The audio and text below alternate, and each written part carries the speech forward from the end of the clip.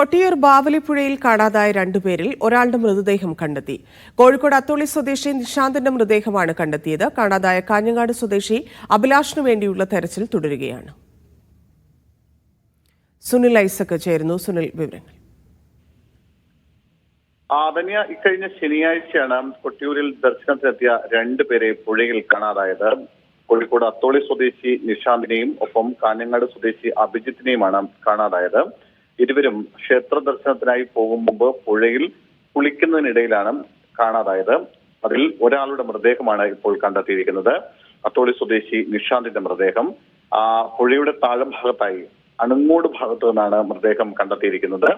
ഫയർഫോഴ്സും പോലീസും ചേർന്ന് മൃതദേഹം അവിടെ നിന്ന് പേരാവൂർ താലൂക്ക് ആശുപത്രിയിലേക്ക് കൊണ്ടുപോയിട്ടുണ്ട്. തുടർന്ന് പരിയാരം മെഡിക്കൽ കോളേജിലേക്ക് മൃതദേഹം മാറ്റും. എന്തായാലും കാണാതായിട്ടുള്ള കാഞ്ഞങ്ങാട് സ്വദേശി അഭിജിത്തിന് വേണ്ടിയുള്ള തെരച്ചിൽ ഇപ്പോഴും തുടരുകയാണ്. ശരി സുനിൽ.